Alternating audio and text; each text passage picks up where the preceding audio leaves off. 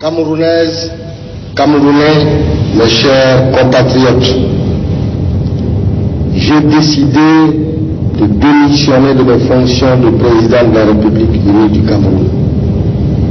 Cette décision prendra effet le samedi 6 novembre 1982 à 10 heures. En cette circonstance capitale, je voudrais du fond du cœur remercier toutes celles et tous ceux qui, depuis bientôt 25 ans, ont accordé leur confiance et apporté leur aide dans l'accomplissement de mes lourdes tâches à la tête de l'État. J'invite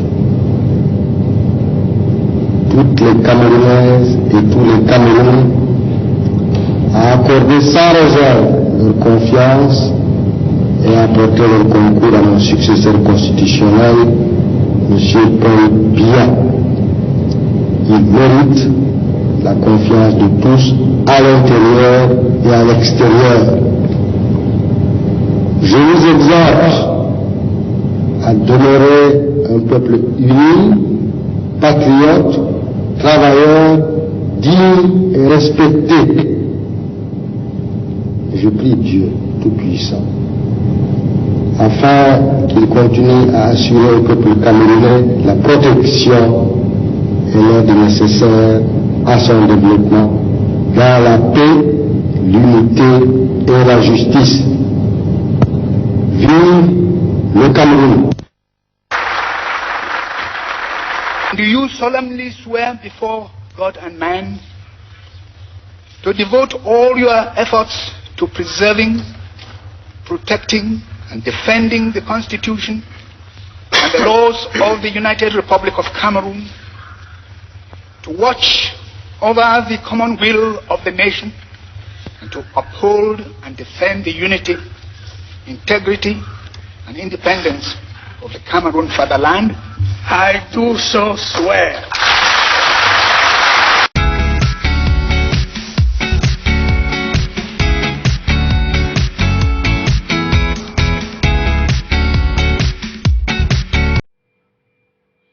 Today is the 4th of November 2021. In 39 years since Ahmadou Ahidjo resigned as the President of the Republic of Cameroon. Today I'm going to analyze the contribution of Ahmadou Ahidjo related to the problem plaguing our home country Cameroon today, called the Anglophone problem.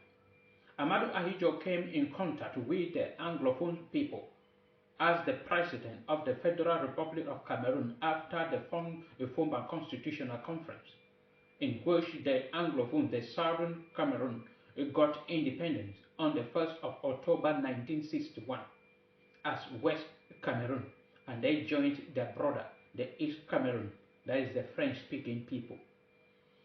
On the 1st of October 1961, as West Cameroon, with its own Prime Minister, meaning they were having equal status with the East Cameroon. However, the English-speaking people of the British Southern Cameroon did not believe that they were fairly treated by the French-speaking government of the country. Then President Ahmadou Ahidjo feared that Southern Cameroon would separate from the Union, taking its natural resources with it, and started the process of dissolving the referendum, the reunification.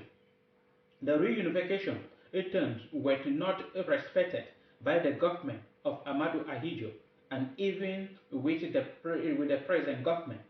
The reunification lasted only for 11 years. What a shame. On the 20th of October 1961, 19 days after reunification, President Ahmadou Ahidjo started the Anglophone problems. He planted the seed that it is now ready for harvest by signing a decree creating 6 territorial regions and inspectorates, headed by federal inspectors, answerable directly to him, and West Cameroon was equal in status to each of the other 5 administrative regions in East Cameroon. This destroyed the equal status of East and West Cameroon states and paved the way for the assimilation of West Cameroon. He went further in his desire to assimilate West Cameroon by appointing East Cameroonian Jean Klongo as federal inspector in West Cameroon with wider power than the prime minister.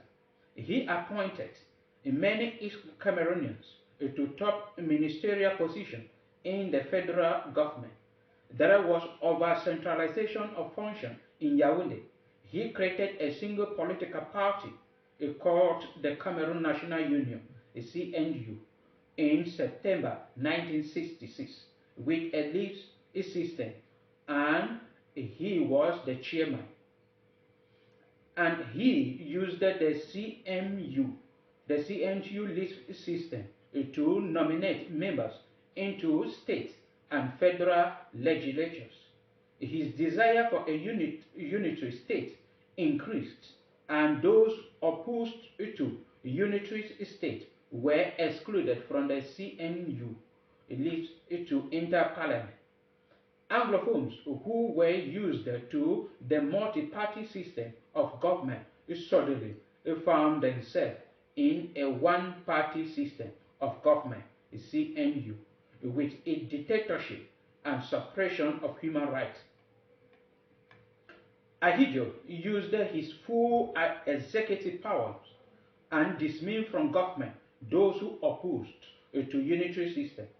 In 1968, Augustin Gonjoa was dismissed and humiliated as Prime Minister of West Cameroon and replaced by Solomon Tande Mona.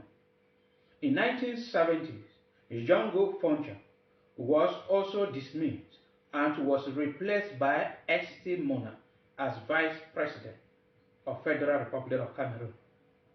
Ahidjo provided financial support, transport, and other valuable assistance to CNU militants, top civil servants, ministers, businessmen, and other prominent personalities to campaign actively for unitary state.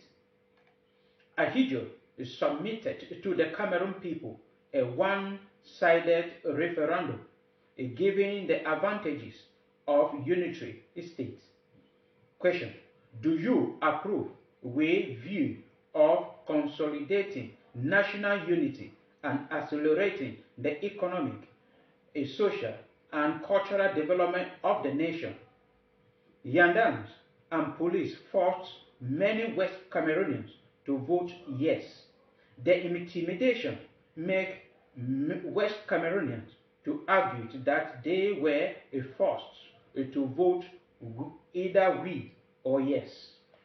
In his struggle to weaken the southern Cameroon, Ahidjo refused to establish an Anglo-Saxon university in West Cameroon, but encouraged West Cameroonians to study in the French-oriented Federal University of Yaoundé, so that they would be assimilated.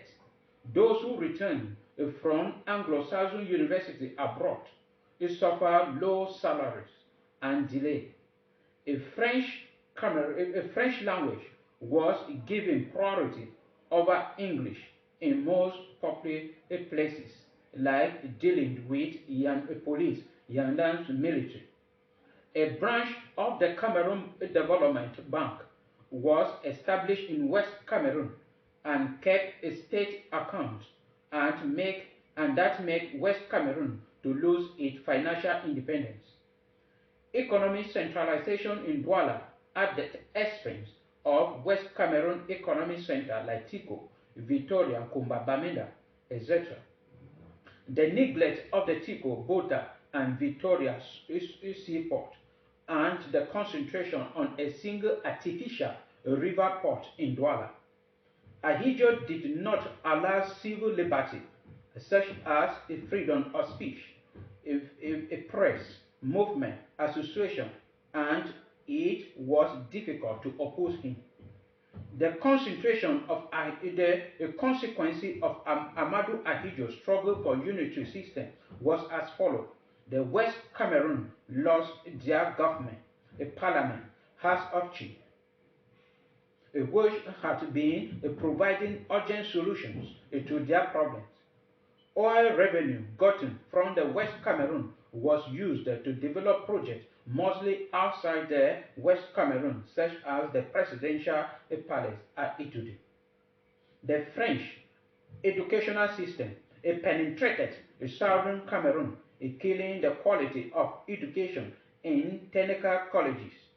It led to the harmonization of examination in favor of the French subsystem examination certificates, especially in technical colleges, leading to the impositions of French subsystem certificate examination such as CAP, Préparatoire, and Baccalaureate, usually with poorly translated English questions. Political changes which occurred because of the creation of the unitary states.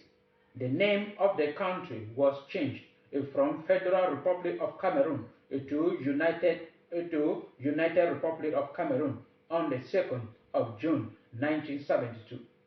The two states were abolished and 7 provinces were created in 1972, headed by governors appointed by the president. The post of the vice president was abolished. The 3 governments, that is, East Cameroon State, West Cameroon State, and the federal government, were eliminated.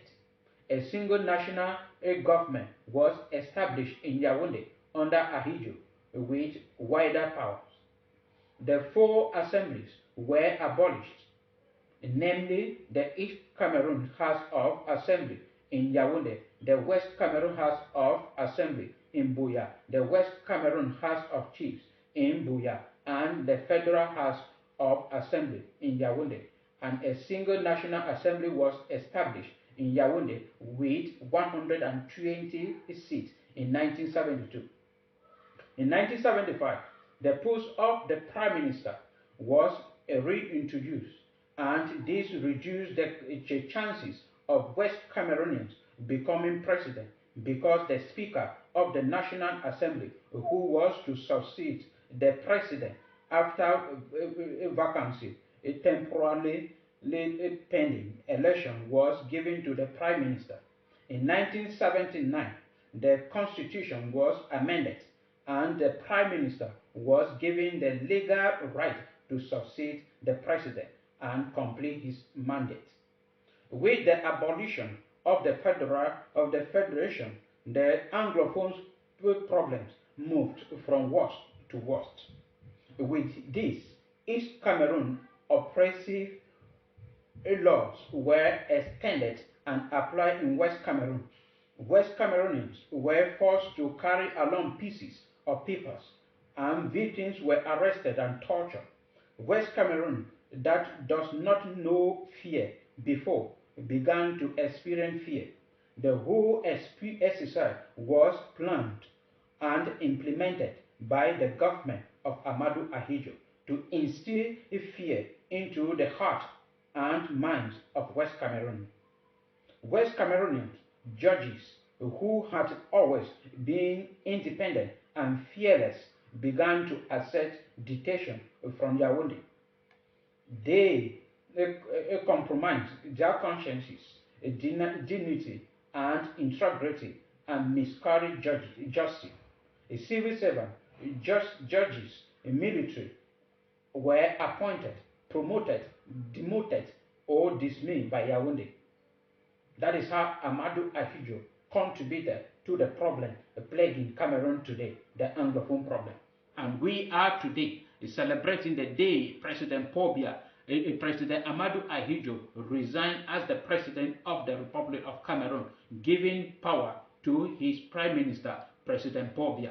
And the problem he planted is still growing and giving a lot of headache and trouble to the nations. And the Cameroon is paralyzed today because of what he started in 1961. And we are calling on all Cameroonians to look through history and adjust the little mistake done by our predecessor, by our forefathers, in order for this country to stand for peace.